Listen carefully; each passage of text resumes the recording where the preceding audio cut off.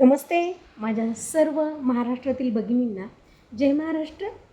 आपल्या माझी अंगणवाडी या आपल्या हक्काच्या यूट्यूब चॅनलमध्ये माझ्या ताईंचं मी सहर्ष स्वागत करते ताईंनं. तर बघा, आज आहे 23 जून, आंतरराष्ट्रीय विधवा महिला दिवस, एकल महिला दिवस. तर प्रत्येकाचा एक दिवस असतो. तर आपल्या या इंटरनॅशनल विडो डे निमित्त आज खास तुमच्याशी मी संवाद साधत आहे. तर प्रत्येकाचा एक खास दिवस असतो, त्याप्रमाणे आपल्या एकल महिलांचा देखील एक खास दिवस आहे आणि तो साजरा करण्यासाठी अंगणवाडी लेवलवर, ब्लॉक लेवलवर आपल्याला सूचना देखील देण्यात आलेल्या होत्या. त्या शाळेचे पत्र देखील देण्यात आलेले होते. तर त्या अनुषंगाने आज संपूर्ण महाराष्ट्रातील अंगणवाडी केंद्रांवर इंटरनॅशनल विडो डे, एकल महिला दिवस साजरा केलाच असेल तुम्ही सर्व ताईंनी. सर्वप्रथम माझ्या ICDSमधील ज्या सर्व ताई व त्यांच्या सर्वेतील ज्या सर्व एकल महिला आहेत, त्या सर्व ताईंना मी आज एकल महिला दिनानिमित्त खूप खूप शुभेच्छा देते, खूप खूप त्यांचे आभार व्यक्त करते. तर तुम्ही म्हणशाल की ताई आज हे असं का बरं किंवा काय गोष्ट. तर ताईंनो, खास या दिनानिमित्तानं, खास तुमच्या दिनानिमित्ताने मी सांगू इच्छिते की सगळ्यात जास्त भरती ही आपली अंगणवाडी सेविका महिला सबलीकरण सक्षमीकरणाअंतर्गत आपल्या खात्यामध्ये आपल्या या बऱ्याच प्रमाणात या ताई काम करताना आपल्याला दिसतात बघा ताईंनो. तर खऱ्या अर्थाने ह्या योद्ध्या आहेत, खऱ्या अर्थाने ह्या लढाईवया आहेत. लढावया यासाठी म्हणते मी ताईंनो, जसे कोरोना युद्ध होते तसे या खऱ्या आयुष्यातील खऱ्या योद्धा आहेत. कारण आपलं संपूर्ण आयुष्य विधवा म्हणून जगताना, एकल महिला म्हणून जगताना या समाजामध्ये काय अडचणी येतात त्या फक्त त्या महिलांनाच माहीत असतात. तर सांगायचं या व्हिडिओच्या उद्देशातून एकच आहे की आज सगळ्या महाराष्ट्रातील अंगणवाडी सेविका, मदतनीस या ताईंनी आपापल्या अंगणवाडी केंद्रांमध्ये सदरच्या महिलांना बोलवून एकल महिला दिवस, त्यांचा सन्मान त्यांच्या पद्धतीने केलेलाच असेल अशी मी अपेक्षा व्यक्त करते. आज माझ्या देखील अंगणवाडीमध्ये या प्रकारच्या महिला बोलवल्या होत्या आणि आज वृक्षारोपणाचं देखील एक पत्र होतं.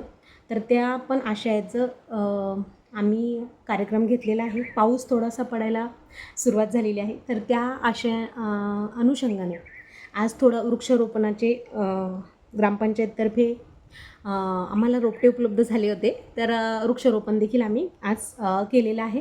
कारण 1-2 दिवसापूर्वी जिल्हाधिकाऱ्यांची जी VC झाली होती त्यामध्ये आपल्याला वृक्षारोपणाच्या संदर्भातील काही रोपं ही कंपल्सरी लावायची होती आणि गावातील सदस्य, मान्यवर, ग्रामपंचायत कर्मचारी, जिल्हा परिषद शिक्षक यांच्या समन्वयाने आपल्याला हा कार्यक्रम घ्यायचा होता. तर वृक्षारोपणाचा कार्यक्रम तुमच्या इकडे पण झाला का मला नक्की कळवा. तर आज आंतरराष्ट्रीय विधवा दिन, एकल महिला दिवस या अंतर्गत मला थोडीशी माझ्या मनातलं तुम्हाला हितगुज व्यक्त करायचं की माझ्या ज्या ताई आहेत अंगणवाडीतील असतील किंवा इतर आपल्या सर्वेतील असतील, खरं तर महिला ही मला खऱ्या अर्थाने कणखर, सक्षम वाटते पुरुषापेक्षा देखील. आता तुम्ही म्हणाल ताई की असं कसं, तर माझ्या स्वतःचाच अनुभव सांगते की तुम्ही बघत असाल की अनेक ठिकाणी कर्जबाजारी झाल्यानंतर शेतकरी आत्महत्या करतात, पुरुष वर्ग आत्महत्या करतो.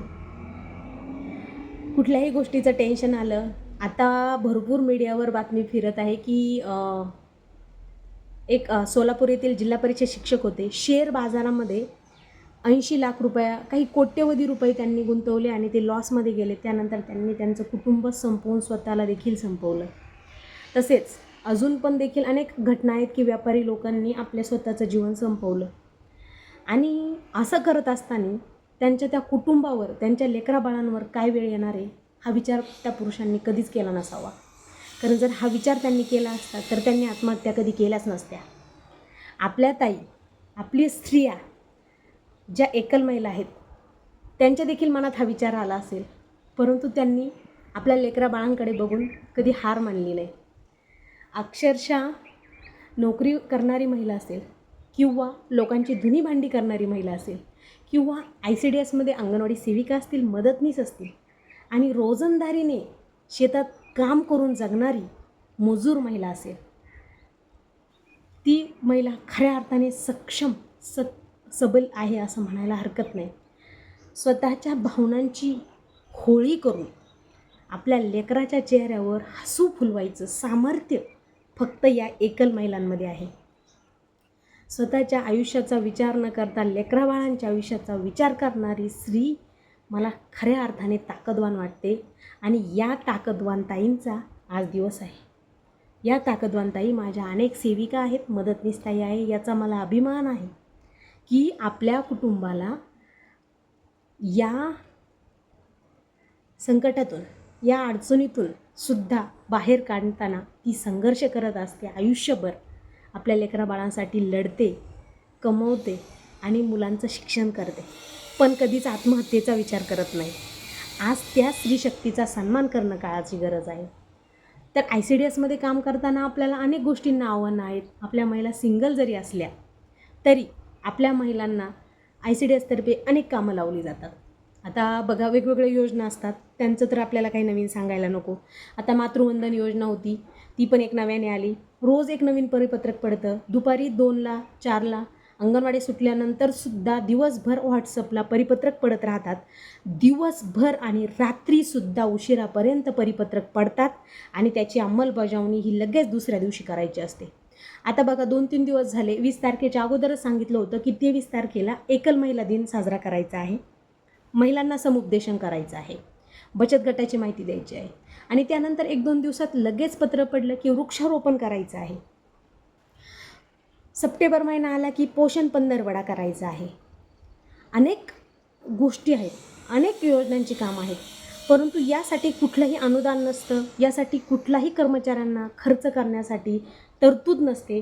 कार्यक्रम, सण साजरे, रजिस्टर भरायचं असतं, परंतु त्या कार्यक्रमासाठी कुठल्याही निधीची तरतूद या ICDS विभाग करत नाही. कर्मचाऱ्यांना वृक्षारोपण करायचं आहे, परंतु रोपटे घेण्यासाठी निधी पुरवला जात नाही. कर्मचाऱ्यांनी योजनांची कामं राबवायची आहे, परंतु कागदपत्रांसाठी कुठल्याही बोर्ड, चार्ट किंवा इतर काही किरकोळ गोष्टी आहेत त्यासाठी पैसे पुरवले जात नाही. तर ही एक खंत आहे की अंगणवाडी सेविका, मदतनीस ताईंना मानधन खूप कमी आहे, परंतु शासनाकडून योजनांची अंमलबजावणी करताना कुठेतरी या महिलांना निधी उपलब्ध करून देणे खूप गरजेचे आहे. कारण की यांना ऑलरेडी इतकं तुटपुंज मानधन मिळतं, एवढं कमी मानधन मिळतं आणि या मानधनातून या ताईंनी अतिरिक्त खर्च करणं प्रत्येक ताईला शक्य होत नाही. जसं की आज विधवा महिलांचा सन्मान करायचा होता, तर विधवा महिलांचा सन्मान करताना महिलांची नारळ, पीस, बांगड्या, ओटी भरणं असेल किंवा इतर काही चहा पाणी खर्च असेल, हा जो कार्यक्रमासाठी खर्च लागतो तो कार्यकर्तीने स्वतःच्या स्वखर्चाने करायचा असतो. आता सगळ्याच कार्यकर्त्यांना, मी स्वतः केला आहे आज, परंतु सगळ्याच कार्यकर्त्यांना ते परवडणारं नाही आहे. कारण की एवढ्या कमी मानधनामध्ये हा खर्च असतो. त्यामध्ये CBE कार्यक्रम असेल तर CBE कार्यक्रम आपण यशस्वीरित्या राबवतो, त्यामुळे त्या कार्यक्रमाचा जो काही खर्च असेल तो आपण रीतसररित्या करतच असतो. परंतु या व्हिडिओच्या माध्यमातून शासनाला एक कळकळीची विनंती आहे, जर कोणी अधिकारी लोकांपर्यंत हा व्हिडिओ पोहोचलास तर खरंच अंगणवाडी सेविका, मदतनीस संपूर्ण ताईंतर्फे मी विनंती करते की हे जे कार्यक्रम आम्ही राबवतो, ह्या ज्या योजना आम्ही राबवतो, यासाठी काहीतरी विशेष निधीची तरतूद करण्यात यावी, जेणेकरून आम्हाला जे कमी मानधन येतं त्यातून हा खर्च आम्हाला करावा लागू नये. आम्ही योजना यशस्वीपणे राबवतो.